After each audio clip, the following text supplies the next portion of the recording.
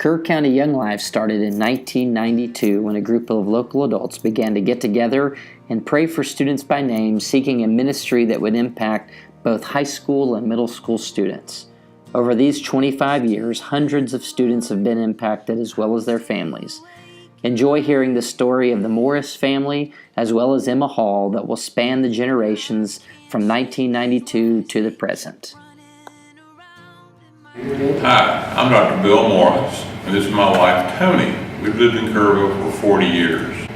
Our first exposure to Young Life was when our daughter was in high school. We were invited by friends to the very first Young Life banquet in this town, and we didn't get it. We didn't understand Young Life. We didn't get the message. Little did we know that was going to change in a couple of years when our son became involved in Young Life. So during that week of Young Life camp, at first it was kind of overwhelming, but there were nights where after we met, like in the club, we would go out on our own and just spend like 15 minutes thinking to ourselves. And I think about those moments, and it was honestly probably one of the best parts. I love just being able to sit there and think and pray and just, I really wish I could go back because it was just a really good week.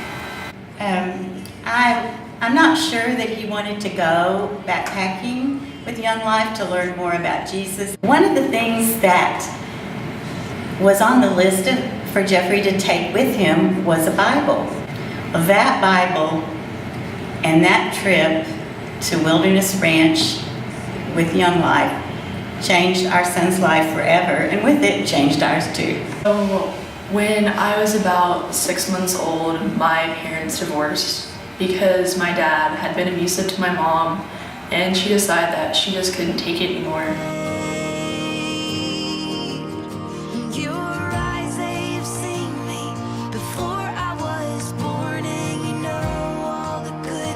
My mom couldn't keep a job because her health slowly started declining, so we moved to Kerrville with my grandparents.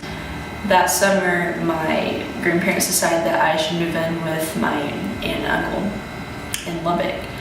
I went there for the first semester of 6th grade, then I came back to Kerrville the second semester. And it was really hard because I didn't know what to tell my friends why I had moved back, and like me knowing the truth. Like, you want to say it, but like I didn't want to be judged. I just wanted to fit in and like act like I had a normal life, and that was probably the biggest problem for me through the years, is acting like I had a normal life. And I moved back to Kerrville for the second semester. My grandparents wanted me to live with my mom. The first 3 days she picked me up on time after school, and on the 4th day she was 30 minutes late, and I knew something was wrong. And after that, I realized that she had turned back to her alcoholic ways. Jeffrey and the other kids had an awesome trip.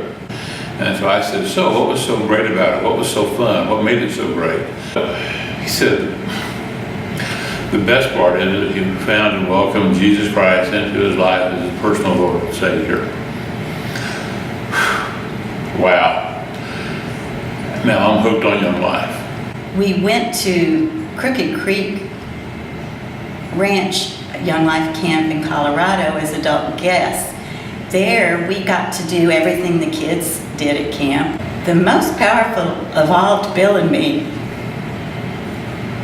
was going to the leaders' meetings. There we saw how Young Life works, how the ministry works.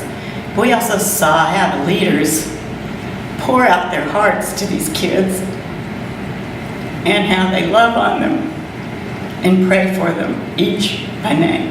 November of my freshman year, I decided to get my permit. Because that day, I went over to my mom's house with my grandma because I was really excited about it, and I wanted to drive my mom around. When she opened the door, I just saw all the wine bottles, and I usually empty them out. But that time, for once, I wanted her to focus on me and not just on her wine. And that was the last time I saw her alive. On December 12th, we went over to her apartment because she wasn't answering her phone.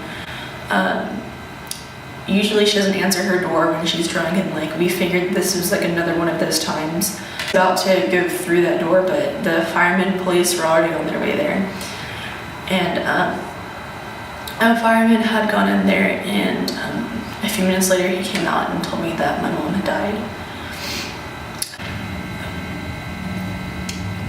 Definitely the worst few weeks of my life, because anything I looked at that reminded me of her just made me burst into tears. I'd like to read a few of the words that Jeffrey wrote about his opportunity at Crooked Creek. I was blessed with the opportunity to serve kids in the name of Christ for an entire month. For a month of my summer vacation, I volunteered my whole life to the outdoor crew and provided an example of Christian discipleship. It was by far the most amazing experience of my life. Each day I watched lives being changed as kids listened to the amazing love story better known as the gospel of Jesus Christ. I learned the importance of true Christian fellowship, and through that fellowship I raised my moral standards and further strengthened my ability to adapt to a new environment. Then he went to the University of Texas, where he served as a Young Life leader at Bowie High School. This conglomerate of friends from Lady Lodge and Young Life, he got in with some kids that introduced him to a girl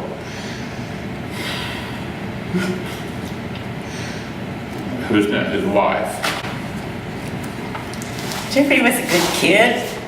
He was popular. He made good grades. He was really good at sports. He had a supportive, loving Christian family. His parents and his grandparents tried to teach him right and wrong from day one. Bill and I credit Young Life and the relationships that he built with his leaders for changing his life. Second semester of freshman year definitely was rough. In the summer,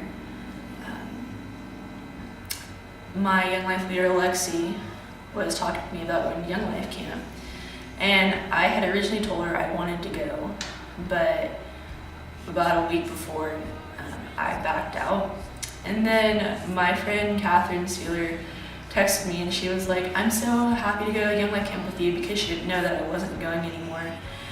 And then I like freaked out because I didn't know what to tell her like that, because I didn't want to tell her that I wasn't going. And so I texted Josh and I was like, "I changed my mind, I want to go again."